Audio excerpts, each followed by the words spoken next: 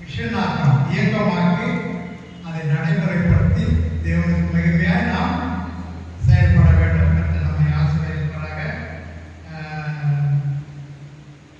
பிரதானமாக இந்த நாளிலே சின்ன ஒரு செய்தியை நான் பகிர்ந்து கொள்ளலாம் என்று ஆசைப்படுகிறேன். லூக்கா எழுதின சுவிசேஷம் 5ஆம் அதிகாரம் 1 to 11 வரையிலே யாராவது வாசிக்க கேட்போம். லூக்கா 5ஆம் அதிகாரம் 1 to 11.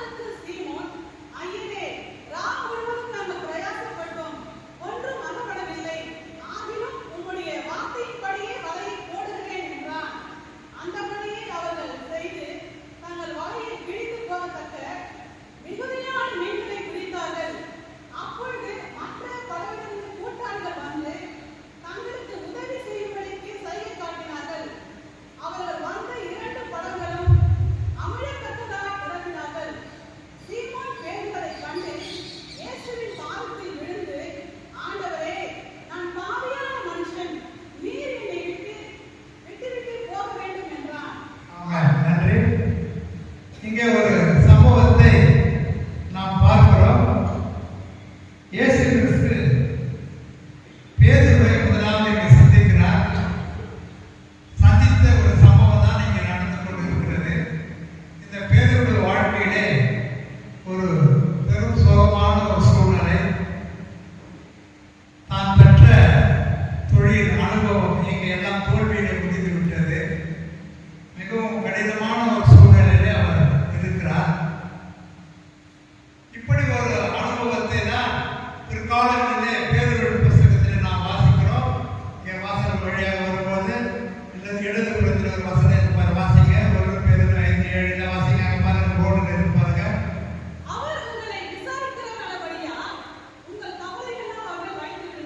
அவர் உங்களை விசாரிக்கிறவரானபடியால் உங்கள் கவலைகள் எல்லாம் யார் சொல்றதுங்க?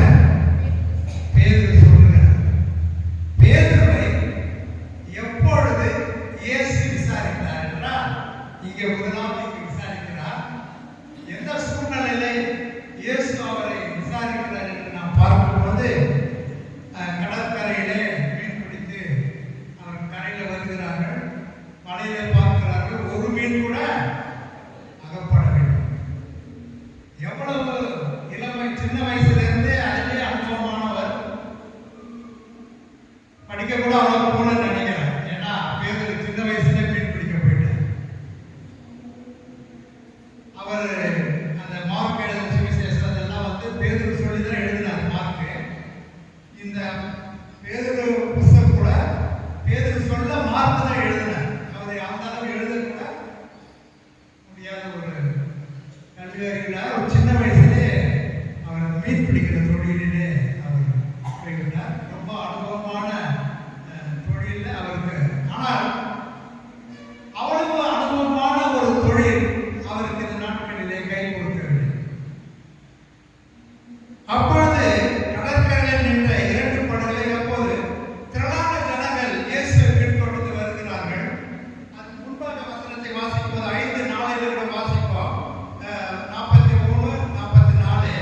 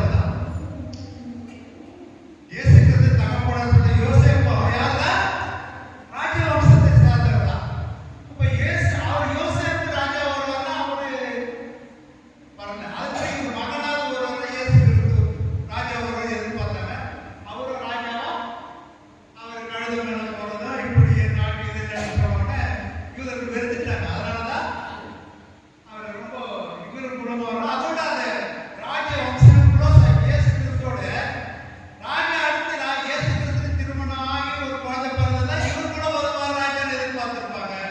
இயேசுவோட ராஜ வம்சம் முற்றுப்புள்ளி ஆயிடுச்சு. அதனாலதான் யூதர்கள் நீங்க நமக்கு ராஜாவே வரமாட்டார். ரொம்ப அப்பதான் எல்லாம் இங்கே ராஜாவா வருவாங்க. அப்பதான் சொல்ற யூதருக்கு ராஜாவை சொல்லி போட்டாங்க. சிலுவையில கூட எழுதினாங்க.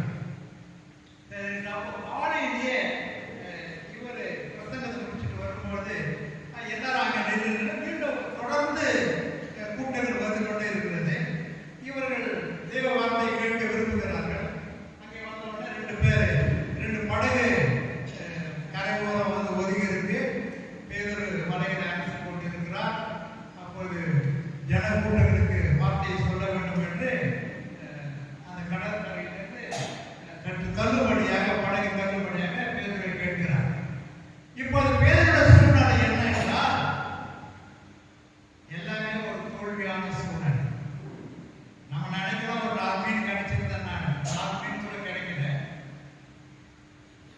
எல்லா அனுபவம் வந்து ஒரு சின்ன விஷயம் நடக்கணும்னா நம்ம வாழ்க்கை எப்படி இருக்கும் பாத்துங்க. போன ஆண்டு கூட நம்ம எத்தனை திட்டம் போட்டிருக்கோம். எல்லாருமே ஃபெயில் ஆகிடும்.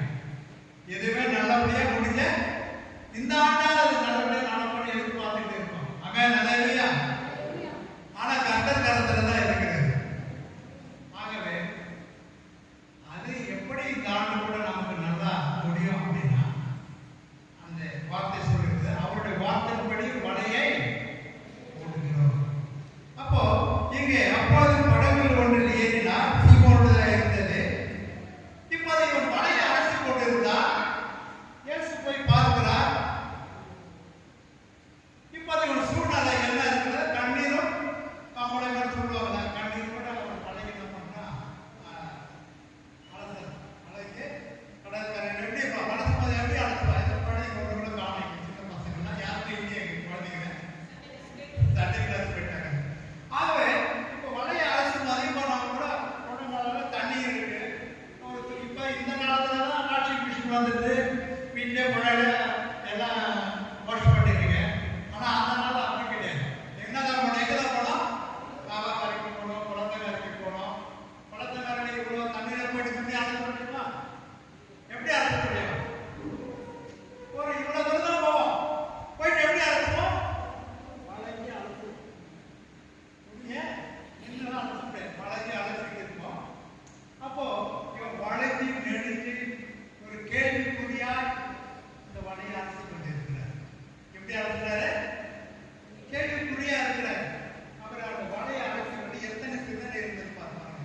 வீட்டுக்கு போய் என்ன சொல்றது? கூட வந்து அடுத்த படகை கொண்டு வந்திருக்கிறோம். அவர்களுக்கு சம்பளம் கொடுக்கணும். வீட்டில் போயிட்டு என்ன விஷயத்தை சொன்னாலும் சம்பளம் அவங்க ஒரு மீன் கூட கிடைக்கவே இல்லைன்னு கேட்பாங்க. வீட்டு அவசரமா விடுவாங்களா? எங்கேயே என்ன பண்ணிட்டு வந்திருக்க? எங்கேயே போய் ரவுண்ட் அடிச்சுட்டு வந்திருக்க? பின்ன குழம்பு கூட மீன் கிடைக்காதா? கேட்பீங்களா? கேட்க மாட்டீங்களா? என்னங்க ஒரு 10 ரூபா கூட வராதா? ஒரு 50 கூட வராதா? இல்ல ஒரு 2 நண்டாவது வந்திருக்காதா? ஒரு மீன் கூட கிடைக்கவில்லை என்று வேதம் சொல்லுகிறது.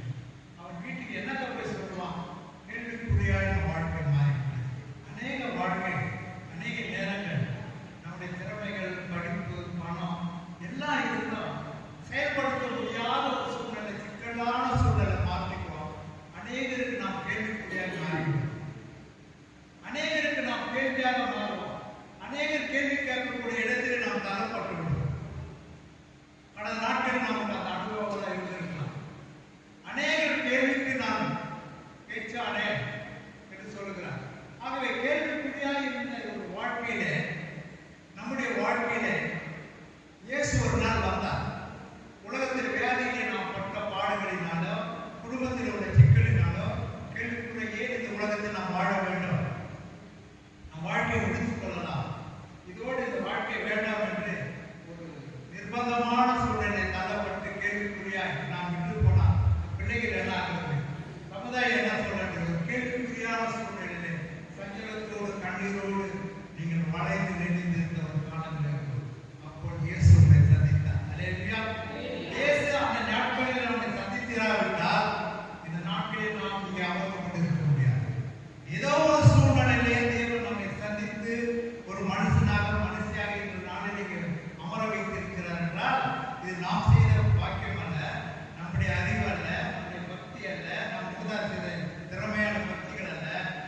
தேவன் நம்ம இதில் இருந்த இரக்கம். ஹல்லேலூயா. அந்த இரக்கத்தினாலதான் நீங்க பேதுருவிட போகிறார். பேதுருடைய கேள்விக்குறியாக வாழ்க்கை இருக்கிறது. நான் உன்னை உனக்கு உதவி செய்து உன்னை ஆச்சரியக்குறியாக மாற்றுகிறேன்னு சொல்லி அங்க போயிட்டு முதல்ல என்ன கேட்கறது தெரியுங்களா? உடனே இயேசுநாதன் நாம் ஏற்றுக்கொண்ட உடனே இயேசுவோடு நாம் போயிட்ட உடனே எல்லாம் அப்படியே கொட்டிடும் வந்துடும் நீங்க நினைச்சிடக்கூடாது. இன்னைக்கு டிவியில் அப்படிதான் சொல்றாங்க, இயேசுநாதன் வந்துருங்க எல்லாம் கொடுங்க, மாயமான பேசுறாங்க, ஜனங்கள் அதை நம்பி இருக்காங்க, அதுக்கு காணிக்கை அனுப்புறாங்க. என்ன செய்ய முடியாது? ஒண்ணுமே பையன வேத அறிவுகள் அவர்களுக்கு இல்லை. இப்ப வேதத்தை ஒரு ஆழ்ந்து சிந்தித்து சொல்றோம், கேட்க ஆள் இல்லை, புரிஞ்சுக்கிறதுக்கு ஆட்கள் இல்லை. அது ரொம்ப கஷ்டமான விஷயமா இருக்கு. இப்போ இந்த மாதிரி மேற்போக்கான இயேசு சொல்றார், என் ஜனங்களை மேற்போக்காய் என்ன பண்றாங்களா? காயங்களை கட்டுறாங்க. உள்ள வந்து அடிப்பட்டு சீடு இருக்கு கால்ல. அது என்ன பண்ணா செட்டியாவது ஒரு இடம் இருக்கு, ஒரு பக்கம் அப்போட ஒரு ஷார்ப்பான கத்தில ஒரு கட் பண்ணுவான். அது என்ன வரும்? ரத்தம் சீடை கொட்டோ கத்திர கூட விட மாட்டான். நீங்க செட்டியார் ஆகிற போயிட்டு தெரிஞ்சு கொடுங்க. அவன் கத்திர சும்மா கரும்பு வெட்டுற மாதிரி வெட்டுவான். எங்க காயப்பட்ட இடத்த அப்படியே தீவி எடுப்பான் அப்படியே. ஆனா அதை எடுத்து கசிக்க அந்த புது ரத்தத்தை வர வச்சு அந்த பஞ்சில போட்டு அப்படியே அழுத்தி எடுப்பான். நான் ஒரு முறை வச்சுக்கிட்டேன் அந்த மாதிரி. அப்படியே அழுத்த அப்படியே பச்சை அப்படியே வரும் ரத்தம், புது ரத்தம் வரும். அப்புறம் தான் கட்டு கட்டணும். ஆனா அந்த கட்டு ஆயிடும். ஆனா என் ஜனங்களை மேற்பூச்சா என்ன பண்ணாங்க? உடல் சீடு ரத்தம் எல்லாம் மேல போட்ட கட்டு போட்டு நம்மளை அப்படியே விட்டுட்டாங்க. ஆனா கசைக்கு பிழிஞ்சு அது அந்த சீடு எடுத்து கட்டக்கூடிய அளவிலே ஜனங்களும் ஒப்பு கொடுப்பதில்லை, நாங்களும் செயல்படுவதில்லை. இதுதான் விஷயம்.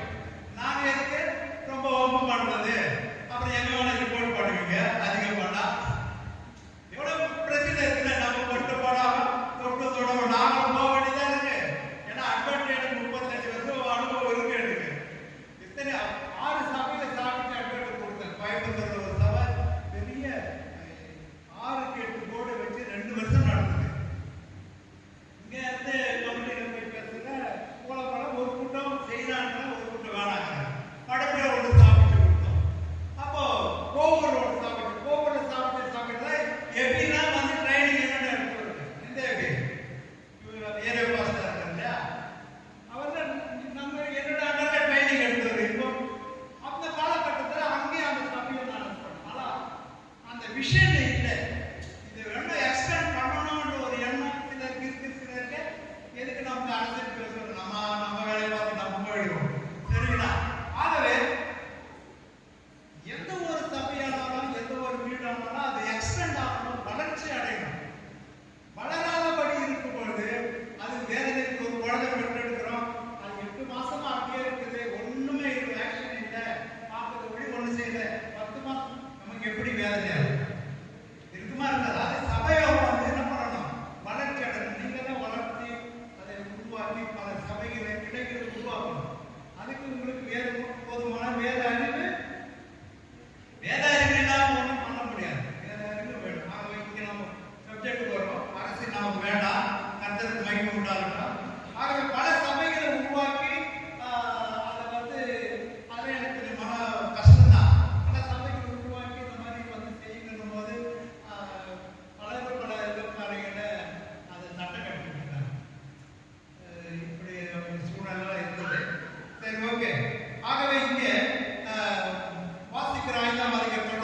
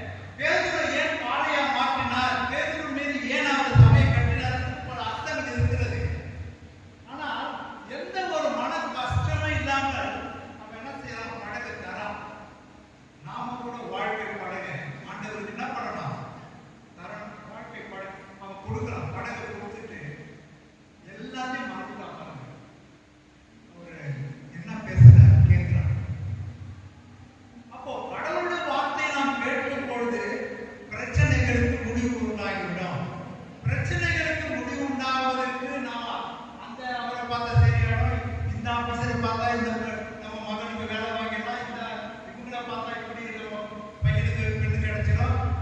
ஆனால் கர்த்தருடைய பாதத்திலே அமர்ந்திருக்கு. நீங்க பல இடங்களில் முயற்சி எடுக்கலாம், எல்லாம் எப்படிதான் இருக்கும், தோல்வியா இருக்கும். ஆனால் பேதுரு ஒரு விஷயத்தை ரொம்ப பாராட்டக்கூடிய விஷயம், பெரும் போராட்டத்தின் உச்சி, கஷ்டத்தின் கண்ணீர் வேதனையின் சஞ்சலத்தின் இடத்தில் இருக்கிறார். பேதுருவை கேட்கிறார், பாப்பா கொஞ்சம் படகை கொடுக்குறேன். படகை கொடுத்துட்டு என்ன பண்ணலாம், இருக்கிறான், தள்ளுகிறார். எவ்வளவு சோதிக்கிறார் பாருங்களேன், தள்ளுகிறார். தள்ளி விட்டுட்டா இப்ப என்ன பண்ணணும், அவர் பேசி முடிக்கிற வரைக்கும் என்ன பண்ணணும், காத்திருக்கணும். அப்ப நமக்கு காத்திருந்து வாழ்க்கை பழகி தரது, கர்த்தரிடத்தில் காத்திருந்த இப்படிப்பட்ட குணாதிசயம் நமக்கு இருக்கும் பொழுது வாழ்க்கையில ஸ்டெப் பை ஸ்டெப்பா பேசி முடிச்சுட்டு என்ன சொல்றார், போய் ஆழத்துல தள்ளிக்கொண்டே போய் போடணும் சொல்றாரு. இரவு முழுவதும் பிரயாசப்பட்டோம், நைட்டு முழுக்க படாத பாடுபட்டோம், ஒரு மீன் கூட அவர் படவில்லை சொல்றாரு. பாப்பாத அதற்கு சீமோன், ஐயரே, ராம் முழுவதும் நான் பிரயாசப்பட்டு ஒன்றும் அகப்படவில்லை. நாம் முழுக்க பிரயாசப்பட்டோம். வாழ்க்கையிலே நம் வாழ்க்கையிலே எவ்வளவுக்கு எவ்வளவு பிரயாசப்பட்டாலும் ஒண்ணுமே நடக்காது. ஏன்? அது தன்னுடைய முயற்சியிலே அவர் செய்து சொல்றாரு, நான் முழுக்க நான் பிரயாசப்பட்டேன், ஆனாலும் ஆகிலும் உம்முடைய வார்த்தையின்படி வலையை போடுகிறேன் என்றான். அல்லேலூயா, உம்முடைய வார்த்தையின்படி வலையை போடுகிறேன். நம்முடைய வாழ்க்கை, நம்முடைய செயல்பாடுகளை, நம்முடைய சிந்தனைகளை, நம்முடைய நெறிமுறைகளை யார் வார்த்தைக்குள்ளாய் நாம் போட வேண்டாம், இயேசு கிறிஸ்துவின் வார்த்தைக்குள்ளாக போட வேண்டும். அல்லேலூயா. நம்முடைய செயல்கள் யாருக்குள்ளாக இருக்க வேண்டும், இயேசு கிறிஸ்துவுக்குள்ளாக இருக்க வேண்டும்.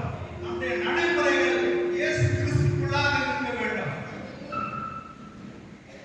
ஆகவே அப்படி இயேசு கிறிஸ்துவுக்குள்ளாக உம்முடைய வார்த்தை என்று சொல்லுகிறார். நான் பிரயாசப்பட்டேன், முயற்சி எடுத்தேன், ஒன்றும் அகப்படவில்லை, ஆனாலும் உம்முடைய வார்த்தையின்படி என் வலையை போடுகிறேன், உம்முடைய வார்த்தையின்படி என் வாழ்க்கையை அமைக்கிறேன். இந்த புதிய ஆண்டு 2026 ஆண்டிலே உம்முடைய வார்த்தையின்படி என் வாழ்க்கை பயணத்தை ஆரம்பிக்கிறேன். இந்த 2026 உம்முடைய வார்த்தையின் பிரகாரமாய் என் செயல்பாடுகளை செயல்படுத்துகிறேன் என்று நாம் ஒப்புக் கொடுப்போமானால் அவர் சொல்லுகிறார், வாசிப்போம். அந்தபடியே அவர்கள் செய்து தங்கள் வலையை கிழித்துப் போகத்தக்க மிகுதியான மீன்களை பிடித்தார்கள். பாருங்க, மிகுதியான மீன்கள் பிடித்தார்கள், கிழித்து போகத்தக்க அளவிலே மீன்களை பிடித்தார்கள். இதுதான் தேவன் நமக்கு செய்யக்கூடிய, நம்முடைய முயற்சினாலே நாம் இந்த அளவு பிரயாசப்பட்டு கண்டுபிடிக்க முடியாது. அடுத்து வாசிப்போம். அப்பொழுது மற்ற படகுகளின் கூட்டாளிகள் வந்து தங்களுக்கு உதவி செய்யும்படி சைகை காட்டினார்கள். அவர்கள் வந்து 2 படகுகளும் அமிழ்தக்கதாக நிரப்பினார்கள். சீமோன் பேதுருவைக் கண்டு இயேசுவின் பாதத்தில் விழுந்து, ஆண்டவரே, நான் பாவியான மனுஷன், நீர் என்னை விட்டு போக வேண்டும் என்றான். அவர் 8 வாசிப்போம். பேதுரு அவர்கள் கண்டு இயேசு பாதத்தில் விழுந்து, சீமோன் பேதுருவைக் கண்டு இயேசுவின் பாதத்தில் விழுந்து, ஆண்டவரே, நான் பாவியான மனுஷன், நீர் என்னை விட்டு போக வேண்டும் என்றான்.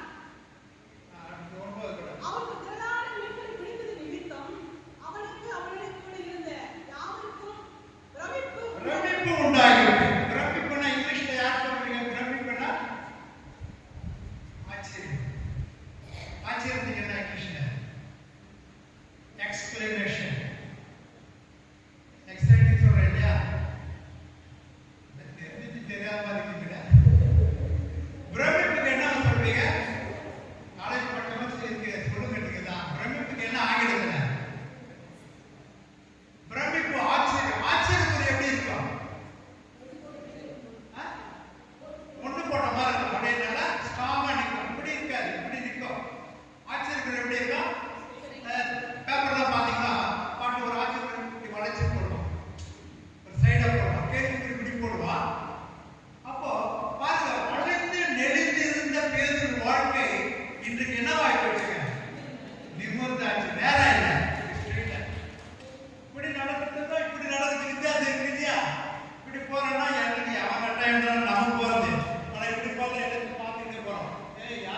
கையை கால ஆடக்கூடாது. அப்போ பேதுரு வாழ்க்கையில பாருங்க ஒரு பிரமிப்பு உண்டாயிடுச்சு. அவனோட பிரமிப்பு உண்டாயிடுச்சு, ஆச்சரியம் உண்டாயிடுச்சு. கேள்விக்குறியாக இருந்த ஒரு வாழ்க்கை நம் வாழ்க்கையை இந்நாளில் ஆச்சரியக்குறையை மாற்ற வேண்டும் என்றால் அவருடைய வார்த்தை பிரகாரம் நம் வாழ்க்கையை அமைக்க வேண்டும். அப்போ அவர் வார்த்தை நாம் தினம் என்ன செய்ய வேண்டாம், ருசி பார்க்கணும். அதனால சொல்றார், அவர் உங்களுக்கு இந்த அனுபவத்தை தான் அவர் அங்கே சொல்றாரு. 1 பேதுரு 5:7 அந்த வசனத்தை மனப்பாடம் பண்ணிக்க. 1 பேதுரு 5:7 அவர் உங்களை விசாரிக்கிறவரானபடியால் என்னை விசாரித்தார். என்னுடைய திறமைகள் எல்லாம் ஞானமற்று போனது, என் உழைப்பெல்லாம் வீணாய் போனது, நான் இரவெல்லாம் பிரயாசப்பட்டு ஒன்றும் அகப்படாமல் போனது, மீன் பிடிக்க முடியாமல் போனது, நான் அடுத்து என் லேபருக்கு எப்படி கூலி கொடுப்பதற்கு தெரியாமல் இருந்தது, வீட்டுக்கு சமைப்பதற்கு என்ன என்று தெரியாமல் இருந்தது. அப்படி கேள்விக்குறியார் நடுங்கி ஒடுங்கி கிடந்த என்னை இயேசு சந்தித்தார். அல்லேலூயா. இயேசு என்னை சந்தித்தார். சந்தித்து என்னை ஆச்சரியமான வழியில் நடத்தினார் என்று தன் அனுபவத்தை தான் 1 பேதுரு 5:7 சொல்லுகிறார். அவர் உங்களை விசாரிக்கிறவரானபடியால் இப்போ நாம் விசாரிக்கிறது வந்து இருக்கிறா இல்லையா? அல்லேலூயா. என்னை விசாரிக்க வந்து இருக்கிறார். இப்போ நமக்கெல்லாம் ஒரு தைரியம் வந்துருக்கு, நாம் விசாரிக்க ஒருவர் இருக்கிறார். அவர் உங்களை விசாரிக்கிறவரானபடியால் அப்ப யார் மேல கவலை வைக்கணுமா? அவர் மீது நம் கவலை வைக்கணும். கவலை இல்லாம இல்ல. உலகத்துல நாம் இருக்கிற வரையில நீங்க சந்தோஷமா இருக்கணும். சந்தோஷத்துக்கு குறைவு இருக்காது. உலகம் கொடுக்கிற பிரகாரமான மெய்யான சமாதானத்தை சந்தோஷம் வைக்கிறாரு, அதுல குறைவு இருக்காது. தேவனை தேடுகிறவர்களுக்கு உணவிலே உலகிலே சந்தோஷத்துல குறைவு இருக்கக்கூடாது. மீதியெல்லாம் குறைவு இருந்தாலும் பரவாயில்லை, மீதியெல்லாம் அது இருக்கும். சந்தோஷத்துல குறைவு இருக்கக்கூடாது. உணவுல குறையே வைக்கவே. நீங்க என்னைக்கு ஆண்டவர் முற்றிலும் ஏற்றுக்கொண்டீங்களோ, என்ன பசியாக வருத்தினார் என்று நீங்க ஒருவரை சொல்லவே முடியாது. உங்களை ஒரு நாள் பசியை விட்டிருக்க மாட்டார். அது நான் சொல்றேன், என்ன வாழ்க்கையில நான் பட்ட அனுபவங்களை சொல்றேன். ஒரு நாள் நான் பசியை விடவே மாட்டார். யாராவது விட்டு இருக்காரா கூட? ஒரு நாள் விட்டு இருந்தா டபுளா கொடுத்து இருப்பார். ஆகவே நம்ம உணவுக்கோ உடைக்கோ ஒரு நாள் கவலையே பட வைக்க மாட்டோம். ஆனால் இதுக்கு மேல நம்ம பெரு ஆசை பிடிச்சி ஏதோ பண்ணி சிக்கல மாட்டிக்கிட்டு தான் வம்புல மாட்டிக்கோ வழிய மற்றபடி நம்ம மாட்டவே விட மாட்டோம். உணவுக்கோ உடைக்கோ நமக்கு எந்த ஒரு அதுதான் இயேசு அவர் விசாரிக்கப்பட்டால் ஆணித்தரமாக பேதுரு சொல்லுகிறார், அவர் வந்து விசாரிக்கிறவர்களுடைய கவலைகள் எல்லாம். நீங்க கவலைகளை சுமக்க போறீங்களா? புது ஆண்டுல அவர் சுமக்க வைக்க போறீங்களான்னு இப்ப கேள்வி. உங்களுக்கு இப்ப கூட பேசுனா தனிப்பட்ட மட்டும் கொஞ்சம் அப்படியே அன்பா பேசி யூஸ் பண்ணா நீங்க கொட்ட ஆரம்பிச்சீங்க, கண்ணீர் கொட்டிடும்.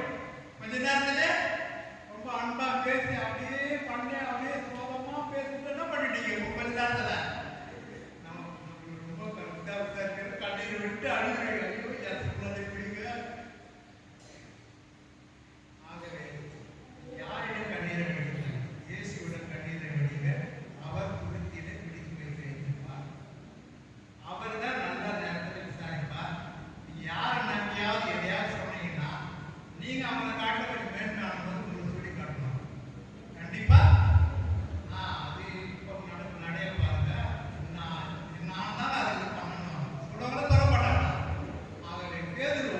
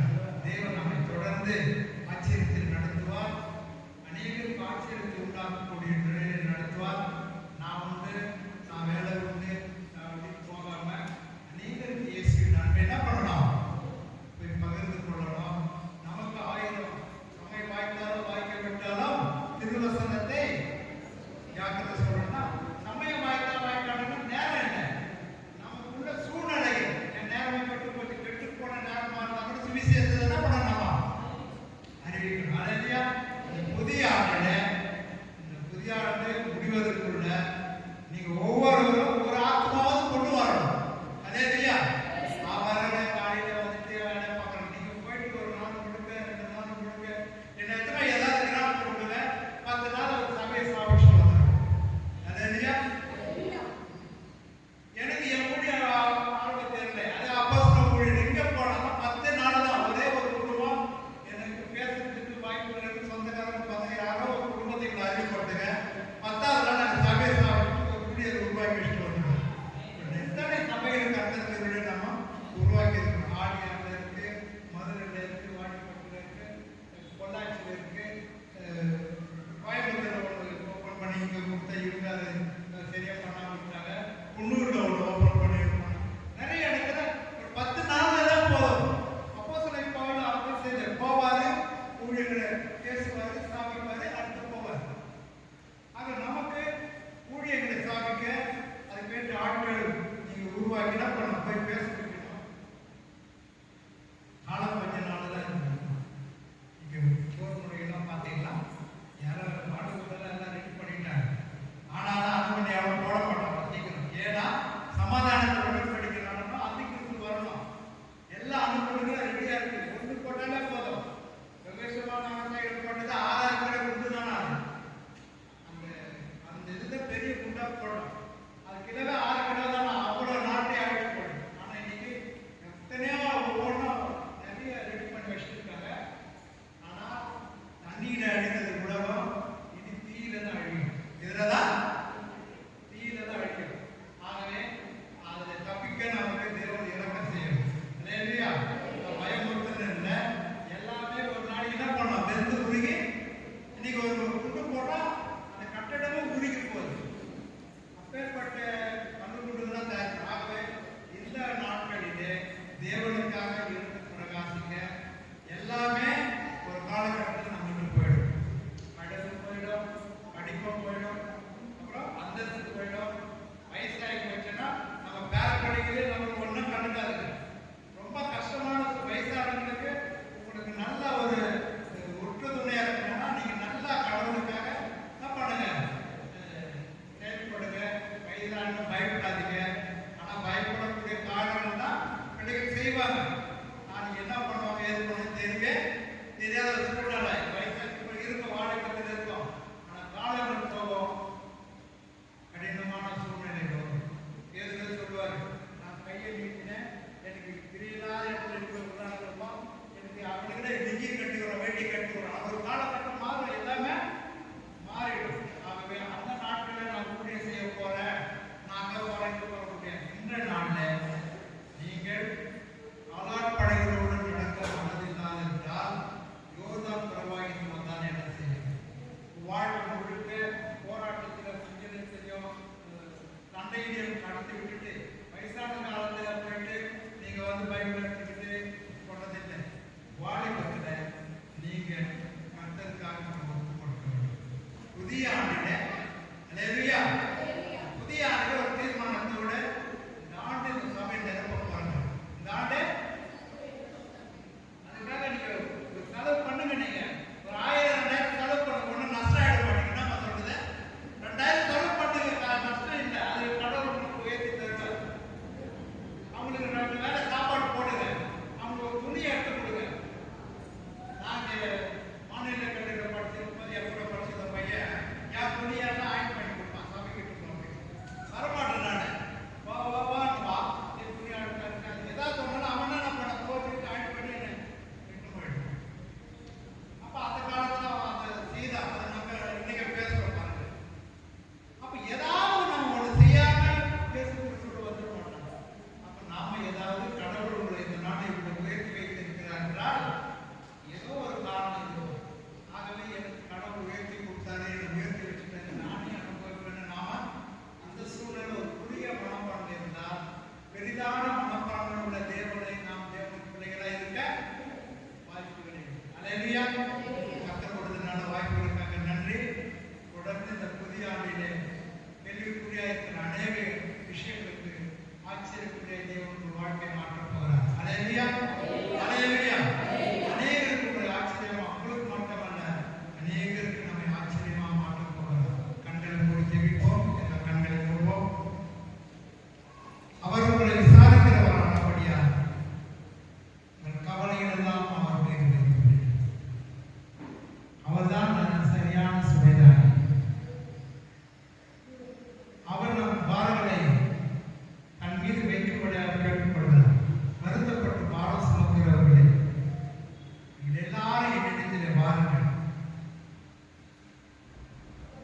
பாரத்தை அவர் பெற்றுக்கொள்ள நம்மை அழைக்கிறார். நீங்கள் ஏன் பாரத்தை சுமக்க வேண்டும்? நீங்கள் சுமந்தால் உங்களால் அதை சுமக்க முடியாது. அது பாவமான பாரம் அல்லது பண விஷயமான பாரமோ குடும்ப பாரமோ எதுவாகிய சுமைதாகிய இயேசுக்கு இந்த நாளிலே நம் பாரங்களை நாம் முழு இதயத்தோடு நம்முடைய சமூகத்திலே நாம் வருவோம். நிச்சயமாக இந்த ஆண்டிலே தேவன் ஒரு புதிய ஆசீர்வாதத்தை தருவார். இந்த உலகத்திலே மேன்மைகளே ஆத்துமாக்களை சம்பாதித்தல் மூலமாய் பெற்றுக்கொள்வோம். மகிமையான ராஜ்யத்துக்கு நாம் போகும்போது நமக்காக அவர் கிரீடங்கள் வைத்திருக்கிறார்கள் சொல்லப்படுகிறது. மகிமை கிரீடம், வாழாத கிரீடம், பல கிரீடங்கள் வைக்கப்பட்டிருக்கு. இந்த கிரீடங்களிலே நாம் கூட்டுவது மட்டுமல்ல, மகிமையான காரியங்கள் நாம் பெற்றுக்கொள்ள வேண்டும். பூமிக்குள்ள மேலானவைகளை தேடுங்கள் என்று சொன்னார். இதோ நான் போய் உங்களுக்காக ஒரு ஸ்தலத்தை ஆயத்தம் பண்ண போகிறேன், நான் வந்து உங்களை அங்கே அழைத்து கொண்டு போக சொன்னார். அங்கே மேன்மையானதை நாம் தேடுவோம். கேள்விக்குறியாயிருக்கிற அநேக விஷயங்கள், குடும்ப விஷயங்கள், தனிப்பட்ட விஷயங்கள், வேலைத்துறையிலே எதுவாக இருந்தாலும் அங்கே உங்களை ஆச்சரியமாக நினைக்க போகிறார். ஆச்சரியமான நிலையில் நடத்த போகிறார். எல்லாரும் பண்ணிட்டு கேட்போம். அந்த வாழ்க்கையில கேள்வி அநேக இருக்கிறது. ஆச்சரியமாய் நாம் மாற்றினேன். என்னால் பாரத்தை சுமக்க முடியாது, நீர் சுமக்க.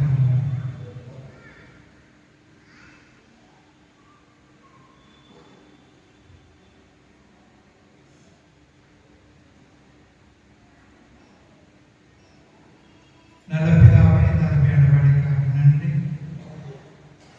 ஆசீர்வதிக்கப்பட்டதான இந்த நல்ல வேலையிலும் வார்த்தைகள் எனக்கு தந்து எங்கள் பாரங்கள் எல்லாம் எங்களால் சுமக்க முடியாது. அநேக விஷயங்களுக்கு நாங்கள் கேள்விக்குறியாக இருக்கிறோம். நீர் ஆச்சரியக்குறியாக எங்களை மாற்றி அநேகருக்கு ஆச்சரியமாகவும்